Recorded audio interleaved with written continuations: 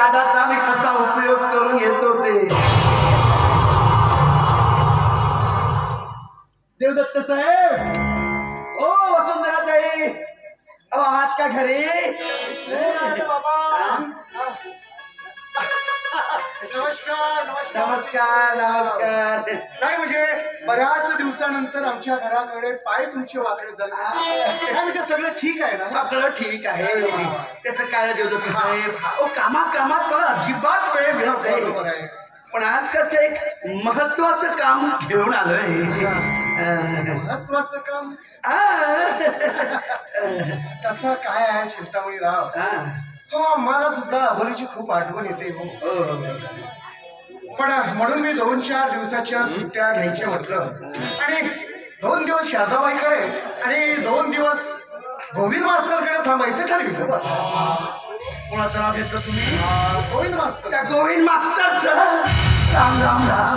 नाही नाही देवदत्त साहेब, तुम्ही त्या गोविंद मास्तरला जितका विश्वास पात्र समजता ना, तो अजिबात त्या लायकीचाच नाही आहे. जेव्हा तो वरून काळा आहे ना, तेव्हा आतून काळा नाग आहे ना, आपल्याच माणसाचा चावा घेणारा काळा नाग.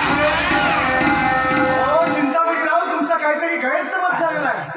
गोविंद मास्तर असं का म्हणून वाटेल आणि आपल्या शिक्षकी पेशाला कलंक का म्हणून लावणार आहे? अहो शिक्षकी पेशाचं मला सांगू नका. नाही, असं सोम धारण करणारे या समाजात काही कमी लोक नाही. अहो फसवे साधू आणि ते शिक्षक. नाही, वेळ प्रसंगी वेश धारण करायचा, नाही ते चाळे करायचे. काम झालं की वेश धारण काढून सोडून द्यायचं. हे बघा चिंतामणीराव, भावनिक आणि धार्मिक गोष्टींचं उदाहरण देऊन गोविंद मास्तरवरचा जो विश्वास आहे ना, तो कमी करण्याचा प्रयत्न करू नका तुम्ही.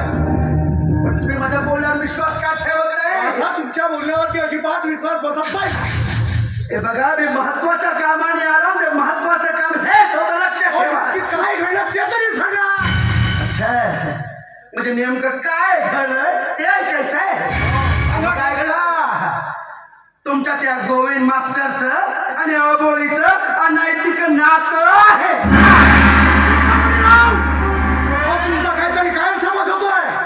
तुमच्या बोलण्यावरती माझा अजूनही विश्वास बसत नाहीये. अरे का विश्वास ठेवत नाही? पण तुम्हाला म्हणून सांगतो, हा तुमचा विश्वास नाही, अंधविश्वास आहे. अंधविश्वास.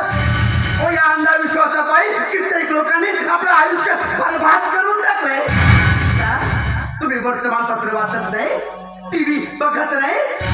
कित्येक शाळा, कॉलेज, महाविद्यालयातील त्यांच्याच महाविद्यालयातील तरुण सोबत तिथल्या शिक्षकाचे अनैतिक संबंध.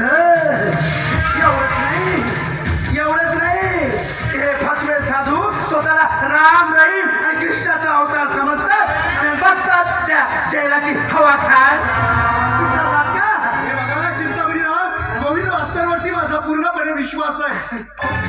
तुम्ही कितीही जरी सांगण्याचा प्रयत्न केलास ना, तरी पण माझा विश्वास बसत नाही. अबोलीवरही माझा तेवढाच विश्वास आहे. पण तुम्ही तुमच्या घरी पण माझ्या बोलण्यावर विश्वास का ठेवत नाही? बोलण्यावर माझा अजिबात विश्वास बसत नाही. अरे पण तुम्ही लक्षात का घेत नाही? अरे मी ज्यांच्याबद्दल बोलतोय ते काय थोडके आहेत मला? माझ्याच रक्ताचे. बोली माझी सक्की भास. अरे लहान पोरीसारखं संगोपन केलं भीतीचं. पण हा गोविंद का मला पलटा. माझ्या रक्ताचा, माझा सख्खा पुतण्या. आता मला सांगा, मी आपल्याच लोकांची बदनामी करायला सुटणार आहे का? हे बघा चिंतामणीराव, तुमचा काहीतरी गैरसमज होतोय. हो, मला अजूनही विश्वास बसत नाही तुमच्यासाठी. पण तुम्ही माझ्या बोलण्यावर विश्वास का ठेवत नाही? अजिबात विश्वास. एक मिनिट. हे बघा तुमच्या घरातल्या देवाची आणि तुमच्या मेलेल्या पोराची त्या गोविंद मास्टरचे आणि अबोलीचे अनैतिक संबंध आहेत. आणि हे संबंध मी स्वतःच्या डोळ्यांनी बघितलंय. आता बोला. माझा ह्या गोष्टीवरती विश्वास नाही बसत. अहो काय बोलताय काय तुम्ही? चिंतामणी भाऊ काय खोटं सांगणार? त्यांचे दुश्मन आहेत का? अहो जमान्याचा विचार करा आणि डोकं असेल ना तर त्याचा उपयोग करा. विचार करा. गोविंद.